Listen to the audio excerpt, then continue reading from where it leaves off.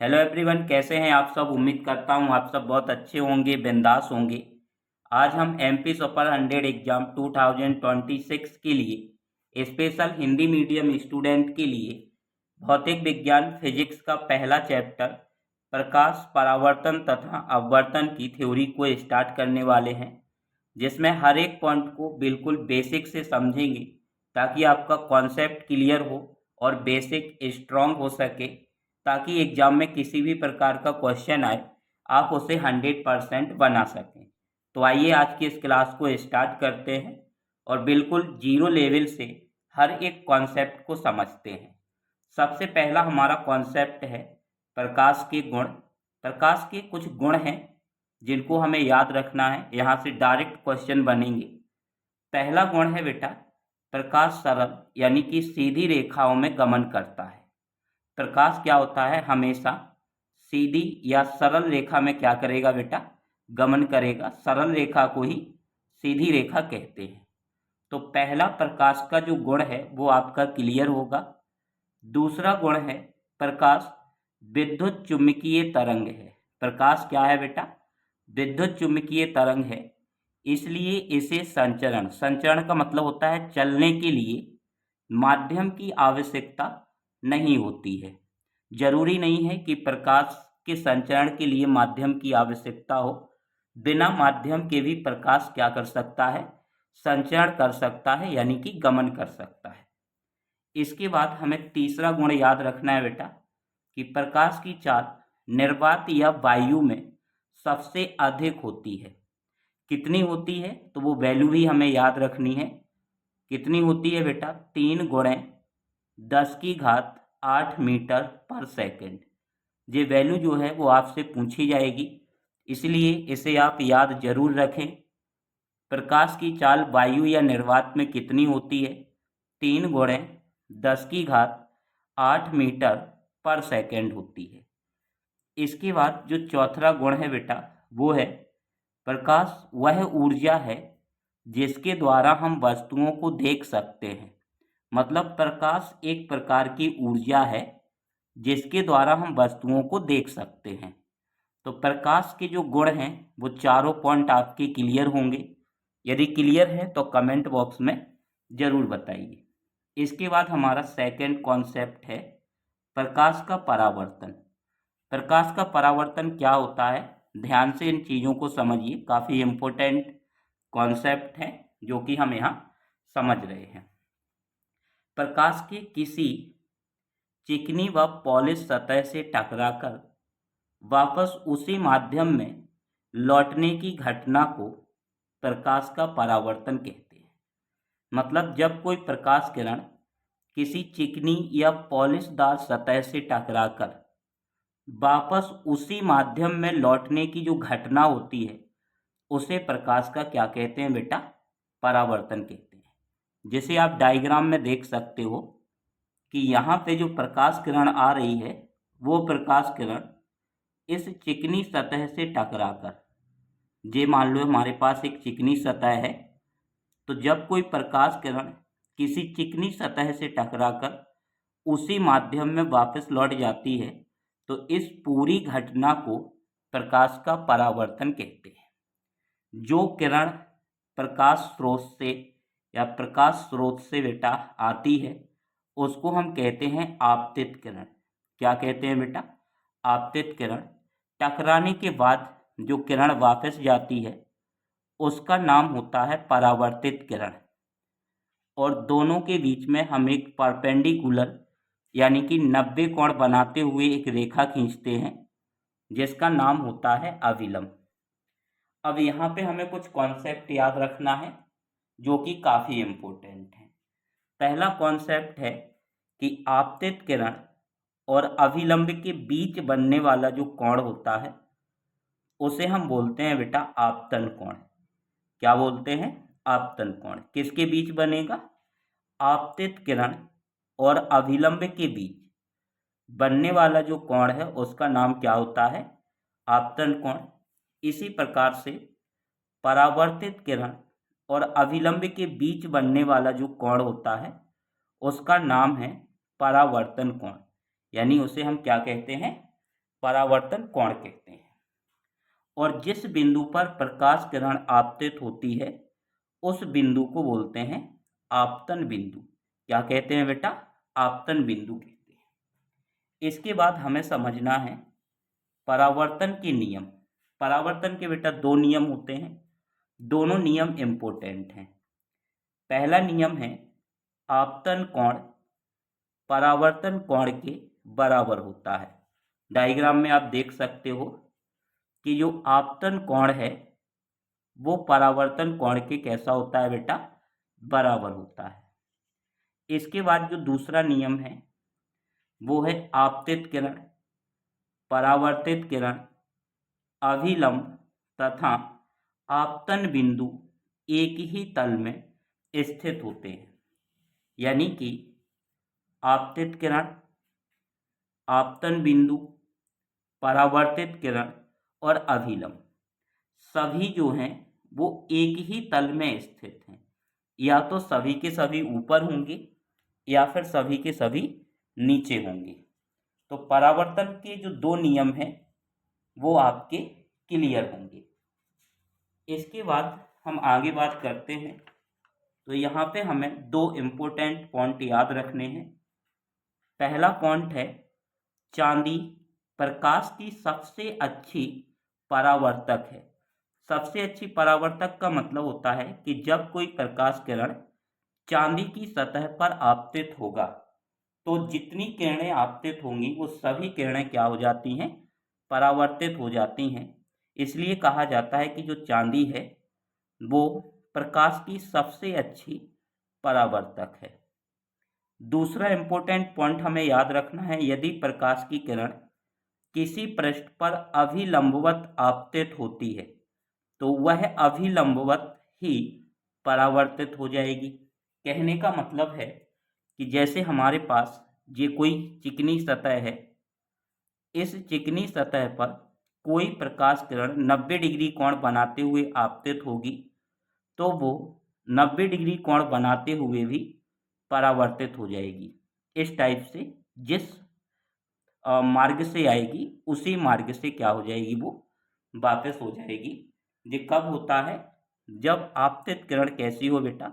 अभिलंबवत हो, मतलब 90 डिग्री का कोण बनाते हुए आपतित हो। तो दोनों पॉइंट आपके क्लियर होंगे। इसके बाद हमें समझना है प्रतिबिंब। प्रतिबिंब कब बनेगा? प्रतिबिंब वहाँ बनता है जिस बिंदु पर कम से कम दो परावर्तित किरणें प्रतिच्छेदित होती हैं या प्रतिच्छेदित प्रतीत होती हैं। तो वहाँ पे क्या बनेगा बेटा? प्रतिबिंब बनेगा। प्रतिबिंब के दो प्रकार होते हैं, एक होता है बेटा वास्तविक प्रतिबिंब और एक होता है हमारा आभासीय प्रतिबिंब। सबसे पहले हम वास्तविक प्रतिबिंब की जो विशेषताएं होती हैं उसको समझ लेते हैं। तो वास्तविक प्रतिबिंब की 3 विशेषताएं हमें यहाँ पे याद रखनी है जो कि काफ़ी इम्पोर्टेंट हैं। वास्तविक प्रतिबिंब की पहली विशेषता है यह तब बनता है जब प्रकाश की किरणें वास्तव में प्रतिच्छेदित होती हैं। प्रतिच्छेदित का मतलब एक दूसरे को प्रतिच्छेद करती हैं। जब किरणें वास्तविक में प्रतिच्छेद करेंगी तो वहाँ पे बनने वाला जो प्रतिबिंब होगा वो हमारा वास्तविक प्रतिबिंब कहलाएगा। इसके बाद जो दूसरी विशेषता है वो है इसे पर्दे पर प्राप्त कर सकते हैं। जो वास्तविक प्रतिबिंब है उसे पर्दे पर प्राप्त कर सकते हैं। तीसरी विशेषता है वास्तविक प्रतिबिंब हमेशा उल्टा बनता है। कैसा बनता है बेटा? उल्टा बनता है। तो वास्तविक प्रतिबिंब की तीनों विशेषताएं हमें याद रखनी है। पहली विशेषता है कि वास्तविक प्रतिबिंब तब बनेगा जब किरणें वास्तव में प्रतिच्छेद करेंगी। इसे पर्दे पर प्राप्त किया जा सकता है। वास्तविक प्रतिबिंब कैसा बनता है बेटा? उल्टा बनता है। अब हम बात करेंगे आभासीय प्रतिबिंब की विशेषताएं। तो 3 विशेषताएं आभासीय प्रतिबिंब की हैं। पहली विशेषता क्या है बेटा? यह तब बनता है जब प्रकाश किरणें प्रतिच्छेदित होती प्रतीत होती हैं। यानी कि प्रतिच्छेद करेंगी नहीं लेकिन प्रतिच्छेद होते हुए महसूस होंगी यानी कि प्रतीत होंगी, तो वहां पे बनने वाला जो प्रतिबिंब होगा वो आभासीय प्रतिबिंब होगा। इसके बाद जो दूसरी विशेषता है, इसे पर्दे पर प्राप्त नहीं कर सकते हैं। और तीसरी विशेषता, आभासीय प्रतिबिंब कैसा होता है बेटा, हमेशा सीधा बनता है। कैसा बनता है, हमेशा सीधा बनता है। तो आभासीय प्रतिबिंब की तीनों विशेषताएं आपकी क्लियर होंगी, यहाँ पे कोई भी दिक्कत नहीं होगी। यदि कोई दिक्कत है तो डिस्क्रिप्शन में हमारा नंबर दिया गया है, आप नंबर पे जाके मैसेज कर सकते हैं और अपने डाउट को क्लियर कर सकते हैं। और जो प्रैक्टिस क्वेश्चन है वो भी आपको व्हाट्सएप के माध्यम से प्रोवाइड करा दिए जाएंगे। अब हम बात करते हैं अगले कॉन्सेप्ट की। अगला हमारा कॉन्सेप्ट है दर्पण। हमें यहाँ पे समझना है कि दर्पण क्या होता है। यदि किसी चिकनी पारदर्शी माध्यम तल के, पारदर्शी का मतलब होता है जिसके आर पार हम देख सके, तो जब हमारे पास कोई चिकने पारदर्शी माध्यम तल के एक पृष्ठ पर कलई अथवा लाल ऑक्साइड का लेप करके दूसरे पृष्ठ को परावर्तक पृष्ठ बना दिया जाए, तो यह निकाय क्या कहलाता है बेटा, दर्पण। जैसे मान लो हमारे पास ये एक पारदर्शी माध्यम है, इस पारदर्शी माध्यम पे अभी कोई प्रकाश की किरण पड़ेगी तो वो क्या होगी, इसके आर पार निकल जाएगी। लेकिन जब हम इसके एक पृष्ठ पर लाल ऑक्साइड या कलई कर देंगे तो प्रकाश किरण इससे टकराने के बाद क्या होगी, परावर्तित होगी। यानी कि जो ये पृष्ठ है वो परावर्तक पृष्ठ की भांति कार्य करने लगेगा। तो इस निकाय को हम क्या कहेंगे बेटा, दर्पण कहेंगे। ठीक, यहाँ पे अगर हम दर्पण के प्रकारों की बात करें तो दर्पण के पहले दो प्रकार होते हैं। पहला एक समतल दर्पण और एक होता है बेटा गोलीय दर्पण। इसके बाद गोलीय दर्पण को फिर से हम वर्गीकृत करते हैं, तो दो प्रकारों में वर्गीकृत किया जाता है। एक होता है हमारा अवतल दर्पण और एक होता है उत्तल दर्पण। हमें यहाँ पे याद रखना है कि जो अवतल दर्पण है इसे अपसारी दर्पण भी कहते हैं और उत्तल दर्पण को अभिसारी दर्पण कहते हैं। ये सब कॉन्सेप्ट इम्पोर्टेंट है, इसे आप याद रखिए, अपने नोट्स बनाइए और बार बार उसको रिवाइज कीजिए। अब हम बात करेंगे समतल दर्पण की, कि समतल दर्पण क्या है। समतल दर्पण की डेफिनेशन होती है ऐसा दर्पण जिसका परावर्तक पृष्ठ समतल हो, समतल दर्पण कहलाते हैं। जैसे आप देख सकते हो, ये हमारे पास एक दर्पण है जिसमें जिस साइड हमने डॉट डॉट्स किया है इसके विपरीत जो पृष्ठ है इसको हम बोलते हैं परावर्तक पृष्ठ। यहाँ पे आप देख सकते हो कि परावर्तक पृष्ठ जो है वो बिल्कुल समतल है, इसीलिए इस दर्पण को हम क्या कहेंगे बेटा, समतल दर्पण कहेंगे। अब समतल दर्पण पर जब कोई प्रतिबिंब बनता है तो उस प्रतिबिंब की विशेषताएं क्या होती हैं, कौन कौन से गुण होते हैं, उसको हमें ध्यान से समझना है। तो समतल दर्पण पर बनने वाले प्रतिबिंब के कुछ इम्पोर्टेंट गुण हैं, एक एक करके आइए हम उनकी बात करते हैं। पहली विशेषता होती है कि प्रतिबिंब आभासीय एवं कैसा होगा, सीधा होगा। दूसरी विशेषता है प्रतिबिंब का आकार वस्तु के आकार के बराबर होगा। यानी कि वस्तु आप किसी भी स्थिति में रखोगे, प्रतिबिंब की जो साइज है, प्रतिबिंब का जो आकार है वो हमेशा वस्तु के आकार के बराबर होगा।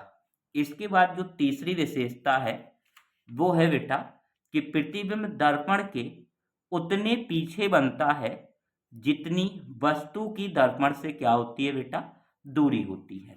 आप देख सकते हैं यहाँ पे कि जैसे हमारे पास AB क्या है, एक वस्तु है, तो इस वस्तु का जो प्रतिबिंब है वो उतने ही दूर बनेगा जितनी दूरी दर्पण और वस्तु के बीच होगी। तो ये कॉन्सेप्ट भी आपका क्लियर होगा। इसके बाद जो चौथी विशेषता है वो है प्रतिबिंब पार्श्व परिवर्तित होता है। पार्श्व का मतलब होता है कि इसमें वस्तु का दायां भाग बायां प्रतीत होता है और बायां भाग जो है वो दाएं प्रतीत होता है। तो आपको याद रखना है कि पार्श्व का जो शाब्दिक अर्थ है वो क्या होता है। तो पार्श्व का मतलब होता है इसमें वस्तु का दायां भाग बायां प्रतीत होता है और बायां भाग दायां प्रतीत होता है। इसके बाद अब हम आगे बात करते हैं। तो अब हमें समझना है समतल दर्पण के उपयोग। समतल दर्पण का जो उपयोग है वो मुख्यतः चेहरा देखने में किया जाता है। किसमें किया जाता है बेटा? चेहरा देखने में। अपने घरों पर जो दर्पण यूज होता है या जिसका हम उपयोग करते हैं वो कौन सा दर्पण होता है बेटा? समतल दर्पण होता है। तथा पारदर्शी व बहुरूप दर्शक बनाने में किया जाता है। बहुरूप दर्शक का मतलब होता है एक से ज्यादा रूप बनाने के लिए भी हम समतल दर्पण का उपयोग करते हैं। इसके बाद गोलीय दर्पण क्या होता है बेटा? तो गोलीय दर्पण ऐसा दर्पण जिसकी परावर्तक सतह गोलीय हो उसे गोलीय दर्पण कहते हैं। परावर्तक पृष्ठ कैसी होगी बेटा? गोलीय, यानी कि घुमावदार होगी, उसे हम क्या कहेंगे? गोलीय दर्पण। इसके बाद अवतल दर्पण की अगर हम बात करें तो वह गोलीय दर्पण जिसका परावर्तक पृष्ठ अंदर की ओर दबा होता है उसे अवतल दर्पण या अपसारी दर्पण कहते हैं।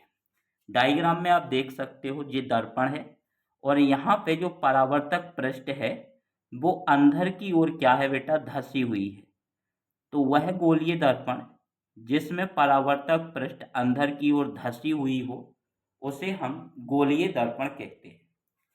इसके बाद उत्तल दर्पण वह गोलीय दर्पण जिसका परावर्तक पृष्ठ बाहर की ओर उभरा हो उसे अवतल दर्पण या अभिसारी दर्पण कहते हैं। डायग्राम में देख सकते हो आप कि इसका जो परावर्तक पृष्ठ है वो बाहर की ओर क्या है बेटा? उभरा हुआ है। बाहर की ओर क्या है? उभरा हुआ है। तो यहाँ तक के जो कॉन्सेप्ट हैं वो आपके क्लियर होंगे। आपका कंप्लीट कोर्स कराएंगे। मैथ और फिजिक्स आपकी 100% कराई जाएगी।